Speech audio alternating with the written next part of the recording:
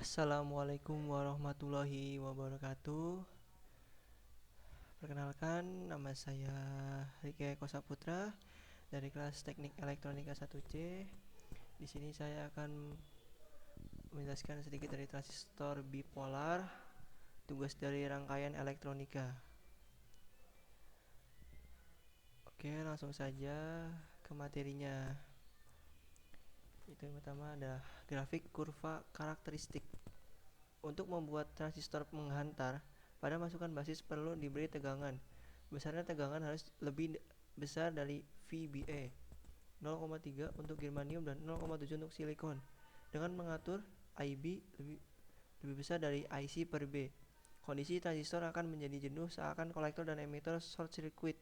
Arus mengalir dari kolektor ke emitor tanpa hambatan dan VCE sama dengan 0. Besar arus yang mengalir dari kolektor ke emitor sama dengan VCC per RC. Keadaan seperti ini menyerupai saklar dalam kondisi tertutup on. Daerah kerja transistor bipolar. Yang pertama ada aktif cut-in. Pada daerah kerja ini, transistor biasanya digunakan sebagai penguat sinyal. Transistor dikatakan bekerja pada daerah aktif karena transistor selalu mengalirkan arus dari kolektor ke emitor. Walaupun tidak dalam proses penguatan sinyal, hal ini ditujukan untuk menghasilkan sinyal keluaran yang tidak cacat. Daerah aktif terletak antara daerah jenuh saturasi dan daerah mati cut off. Daerah kerja transistor yang normal adalah pada daerah aktif, yaitu ketika arus IC konstan terhadap berapapun nilai VCE. Dari kurva ini diperlihatkan bahwa arus IC hanya tergantung dari besar arus IB. Daerah kerja ini biasa juga disebut daerah linear region. Yang kedua ada jenuh saturasi. Daerah kerja transistor saturasi adalah keadaan di mana transistor mengalirkan arus secara maksimum dari kolektor ke emitor sehingga transistor tersebut seolah-olah short pada hubungan kolektor-emitor. Pada daerah ini, transistor dikatakan menghantar maksimum, sambungan CE terhubung maksimum. Saturasi terjadi saat tegangan VCE sama dengan 0, artinya tidak ada jatuh tegangan yang terjadi pada VCE, atau dengan kata lain, kita dapat mengatakan IC mendapatkan hasil maksimumnya. Untuk rangkaian seperti di atas dapat menemukan IC, yaitu IC sama dengan VCC per RC plus RE. Besarnya tegangan kolektor emitor VCE suatu transistor pada konfigurasi di atas dapat diketahui sebagai berikut. VCE sama dengan VCC dikurang IC dikali RC. Karena kondisi jenuh VCE sama dengan 0 volt transistor ideal, maka besar arus kolektor IC adalah IC sama dengan VCC per RC. Besarnya arus yang mengalir agar transistor menjadi jenuh saturasi adalah RB sama dengan V1 dikurang VBC per IB, sehingga besar arus basis IB jenuh adalah IB lebih dari IC per B. 3. Mati cut off. Daerah mati transistor. Daerah cut off merupakan daerah kerja transistor di mana keadaan transistor menyumbat pada hubungan kolektor emitor.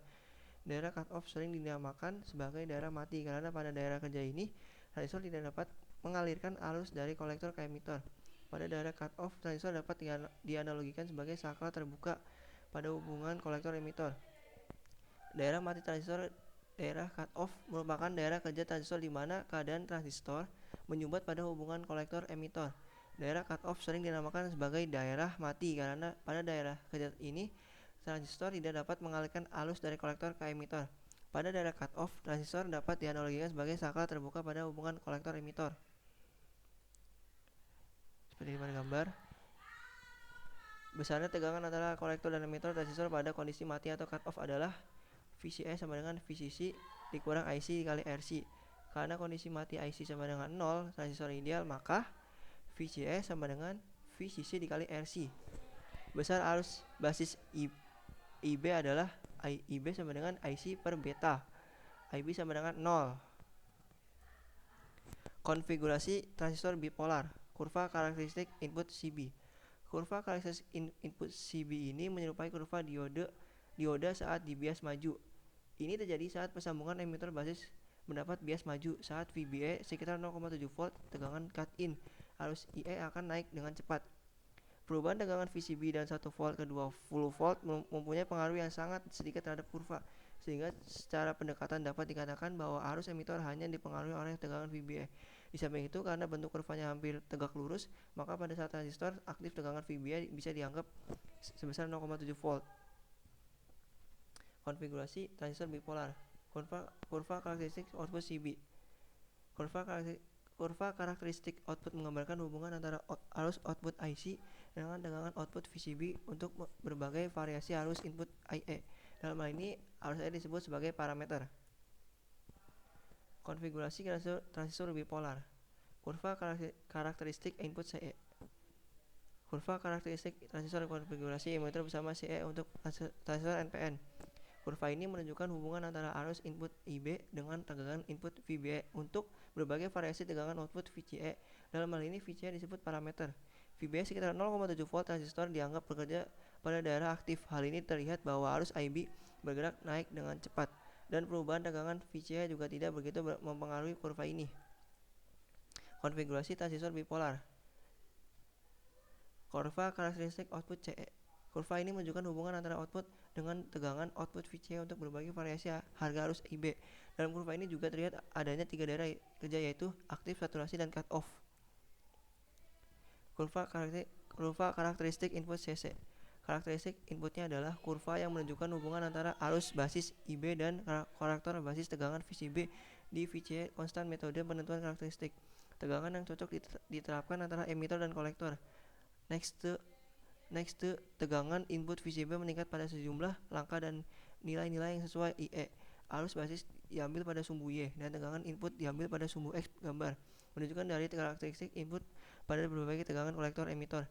Karakteristik input sangat berbeda dari umum dasar at common. Sirkuit emitter pada VCB meningkat, IB menurun.